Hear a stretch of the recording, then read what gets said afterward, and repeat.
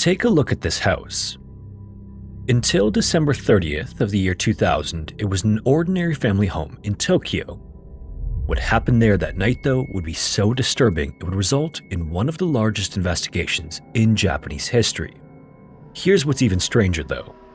What happened immediately following the disturbing events that night would be almost weirder than the events themselves, and it would result in an insane amount of evidence being left behind. Yet, despite all of this, to this day, the case is no closer to being solved. This is that horrifying story, and as always, viewer discretion is strongly advised.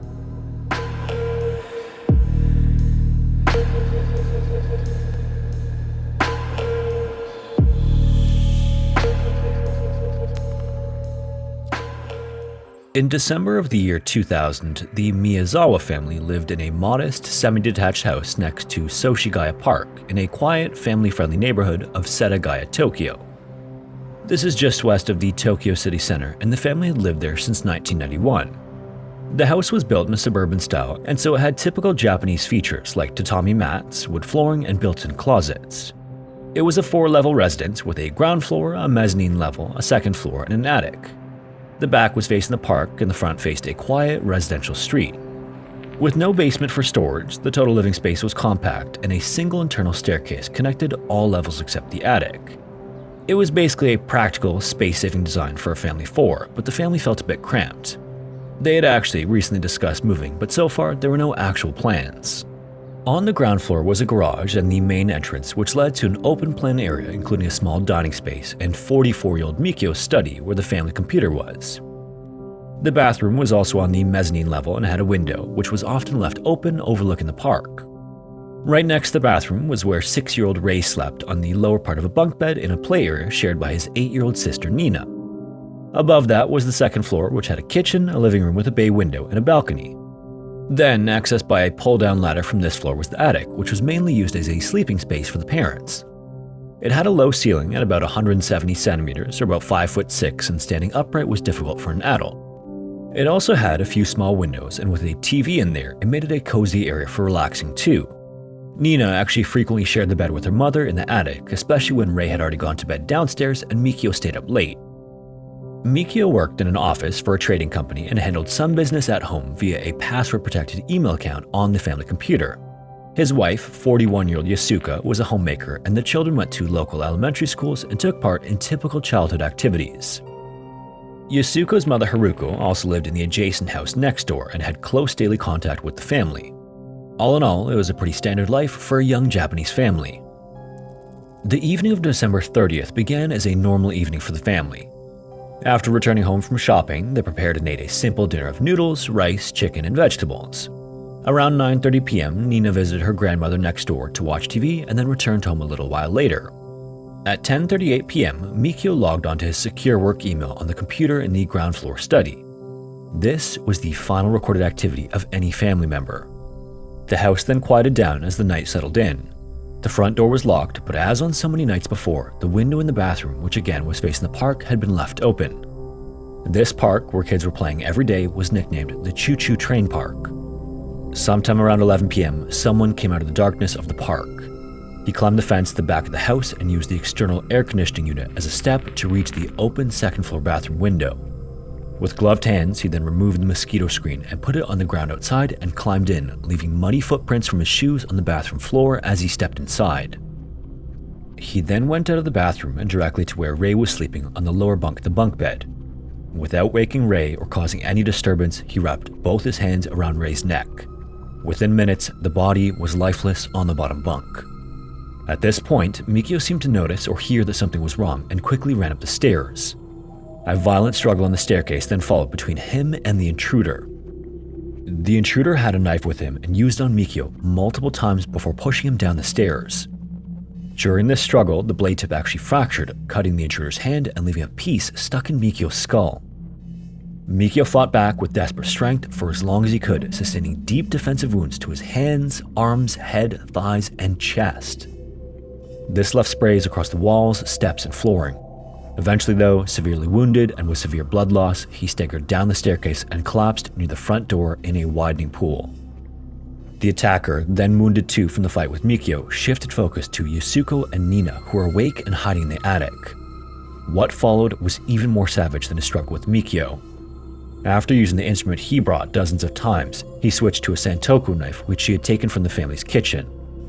The end result would be dozens of wounds to their faces, necks, torsos, backs, and limbs. Nina in particular suffered a fatal wound that severed her cervical spinal cord.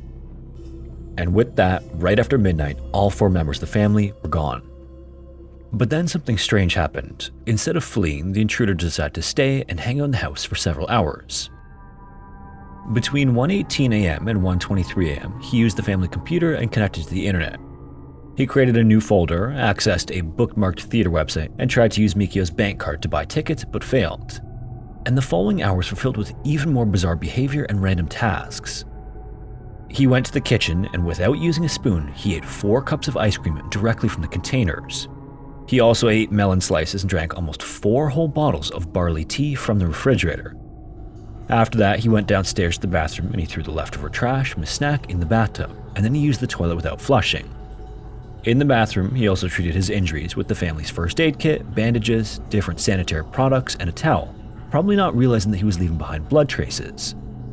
Drawers throughout the house were then ransacked, including papers, diaries, bills, and personal items like wallets, and house keys were scattered everywhere, dumped in the bathtub, and thrown in the toilet. He would end up stealing about 100,000 yen, or $625 in cash, but strangely, he left all other valuables. After resting a while on the living room sofa, he put his own personal items neatly onto it, including a sweatshirt, a jacket, gloves, a hat, a scarf, a hip bag, and 2 handkerchiefs. Then in the early morning of December 31st, the intruder finally decided to leave the house, but he left without bringing his stuff with him. Either way though, the house then fell silent again, with the bathroom window still open and the front door still locked from the inside. The bodies were discovered sometime around 10:40 a.m. on New Year's Eve. Yasuko's mother, Haruko, who again lived next door, was the person who found them. She was worried after she couldn't reach the family by phone or get a response at the door, so she entered the house and discovered the bodies. She found Mikio first at the bottom of the stairs near the front door. Then in shock, she went upstairs to the mezzanine level and found Rei's body still in the bunk bed. Yasuko and Nina were then found on the second floor, near the foot of the attic ladder. They had died huddled together with their backs touching, in a posture suggesting they had desperately tried to protect each other. Haruko then called the police at 10:58 a.m. and they came quickly. The scene they discovered was shocking even to veteran officers, with the contrast between the extreme brutality and the bizarre findings. There were bloody corpses, uneaten food remnants, an unflushed toilet, a computer still left on, and a mess everywhere except for some personal items tidily and neatly placed on the sofa. The chief of the police station, who led the investigation, thought it looked like the victims had been dispatched almost for fun, and the attacks were described by investigators as excessively evil, far beyond what would be needed for a simple burglary. The forensic reconstruction also made it clear this was not a usual crime. It was obvious the intruder had come in through the window, and the front door showed no signs of forced entry and had been locked from inside when Haruko showed up. No signs of forced entry appeared anywhere else either. The insect screen was still lying in the ground outside, and muddy shoe prints in the bathroom matched prints found in the park soil beneath the window. Broken tree branches near the park's fence were also thought to be caused by him. By simply following the shoe prints out of the bathroom, the police were able to retrace the steps very easily. They could see he had gone directly to Rei. No wounds or significant blood were on or around Rei's body, and it seemed like the attack happened without waking him fully. Asphyxiation was found to have caused his death within just a few minutes. Mikio was most likely the second victim. It's not known whether or not he heard a disturbance and rushed upstairs to his son's room, but it's clear the struggle happened on the staircase. Police assumed that he was on the first floor working before the attack, and the way his body was found slumped at the bottom of the stairs near the front door suggests that he might have either tried to flee or he was dragged or moved during the attack. Blood-spattered wound patterns also indicated he had fought back for quite a while. It's also thought that at some point, Yasuko decided to try to escape with Nina and that she took her daughter in her arms and carried her down the stairs while they were both heavily wounded. The intruder then came after them and finished them off. Nina was apparently the last one to die. And again, it was determined that her cause of death was the injury to her spinal cord. She also had some missing teeth, suggesting blunt force trauma. Bloodstains were also found in the bed in the attic, which suggests they were attacked while either sleeping or resting, or possibly hiding. And wounds covered their whole bodies, and it also seems like they may have tried to stop the bleeding at some point because bloodstained bandages and an open first aid kit were also found in the bed. The estimated time of death for all 4 victims is roughly between 11:30 p.m. and 12:05 a.m. on December 30th to 31st. And next came the stranger part of the whole ordeal and the investigation. The intruder then seems to have left the house sometime after 1:30 a.m. before 10 a.m. on December 31st. Maybe the most interesting part of all, though, is everything he left behind. Shoe prints, fingerprints, and DNA belonging to him were everywhere, and police traced the origins of his personal belongings meticulously. The shoe prints matched footwear later identified as South Korean manufactured sneakers equivalent to a US men's size 9.5 to 10. The sneakers were part of a 4,530 pair batch sold between 1998 and 2000 in both South Korea and Japan, but only South Korea sold them in his size. Besides tracing the shoes, they also traced the knife he brought with him. It was one of just 1,500 units sold in the Fukui prefecture. The personal things he left behind on the sofa left many clues as well. His pale gray sweatshirt was one of only 130 made and sold in Japan between August and December of 2000, and only 10 of them had been sold in Tokyo. The black padded jacket in size large was also available in stores in September of 2000.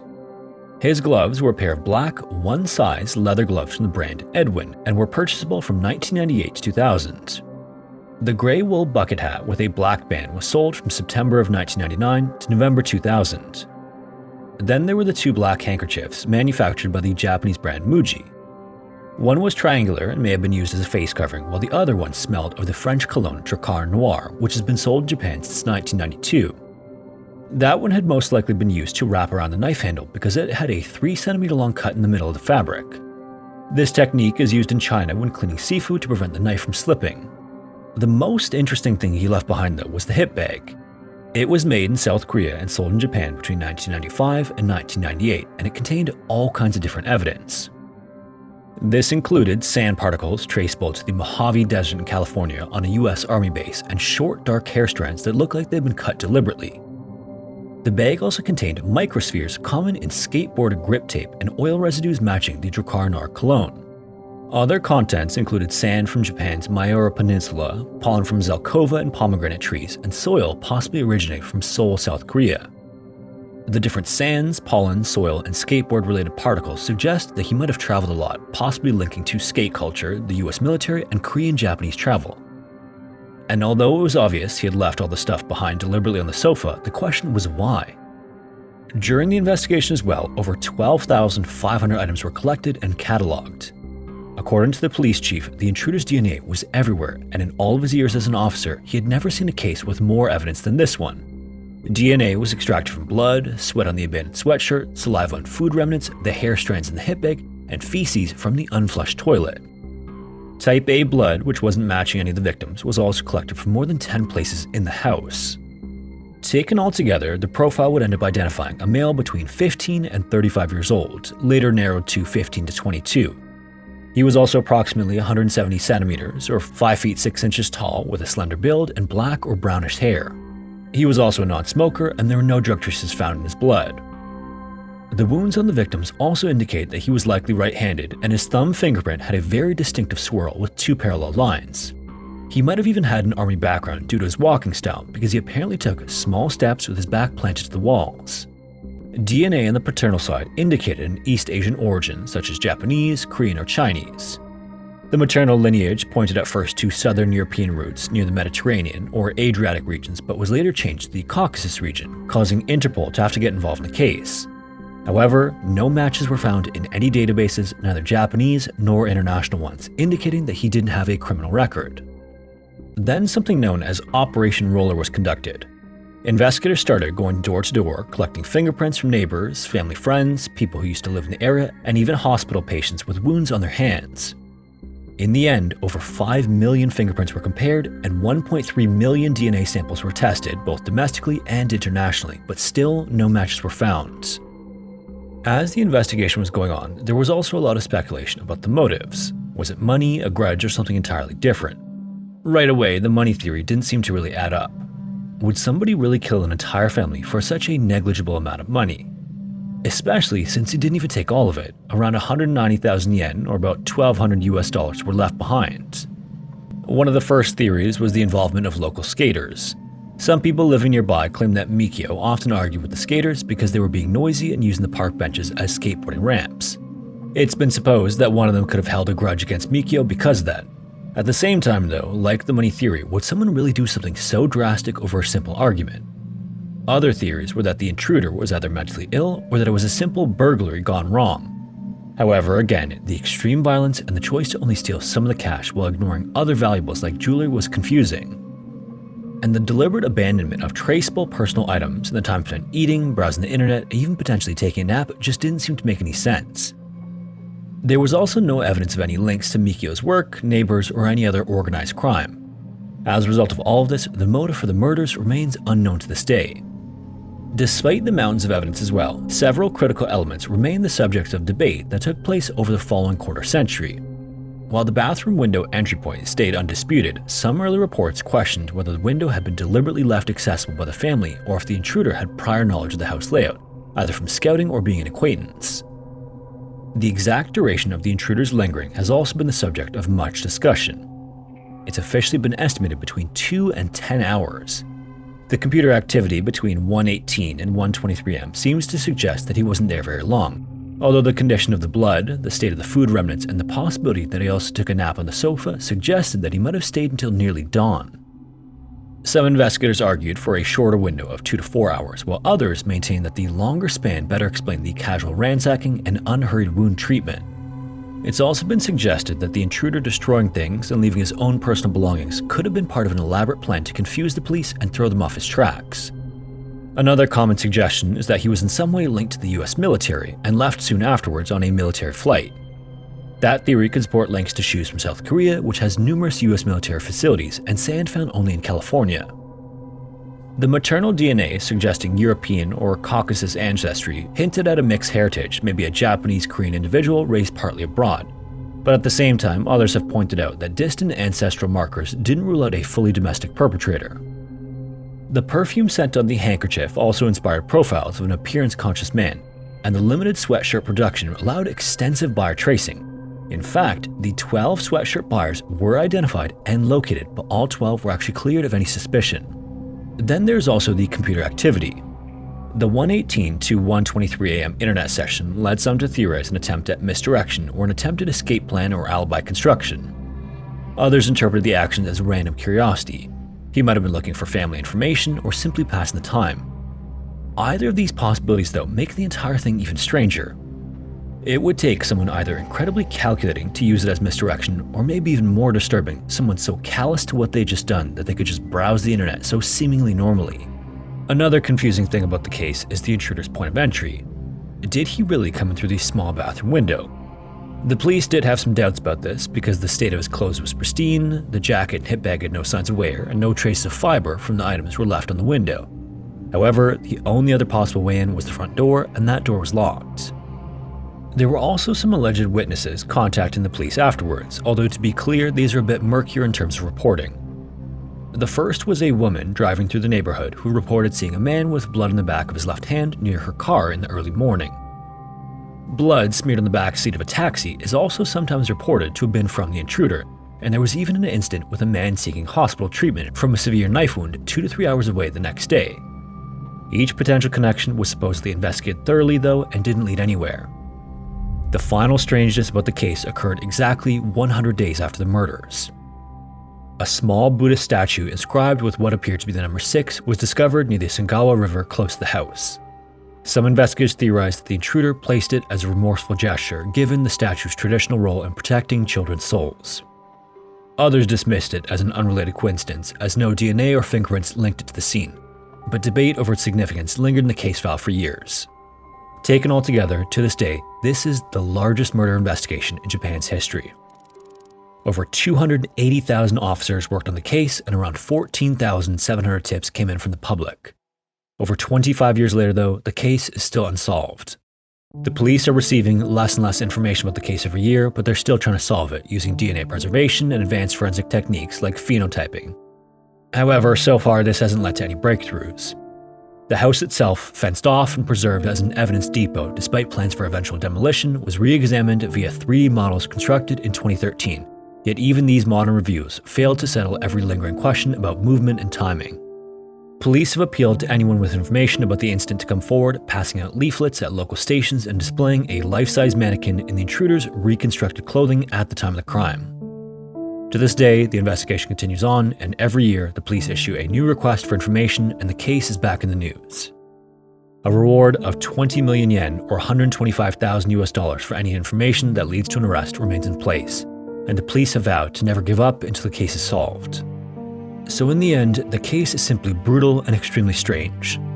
Somebody entered a seemingly random house one evening, went on to do unspeakable things to the family inside, and then just hung out there for the next several hours. The incident on one hand seems entirely random, but on the other hand, it bears some signs of a calculated act. 25 years later, the case still haunts the police chief, who is now retired. He has never been able to move on from the tragedy, and he continues to go to the cemetery every year, carefully placing flowers on the family's grave. If you made it this far, thanks so much for watching, and a special thanks to everyone who supports the channel on Patreon or as a channel member. If you're interested, we offer early access videos that are released roughly a week before the regular YouTube uploads. Also, if you have a story suggestion, feel free to submit it using the form found in the description. Anyways, thanks again, and hopefully I will see you in the next one.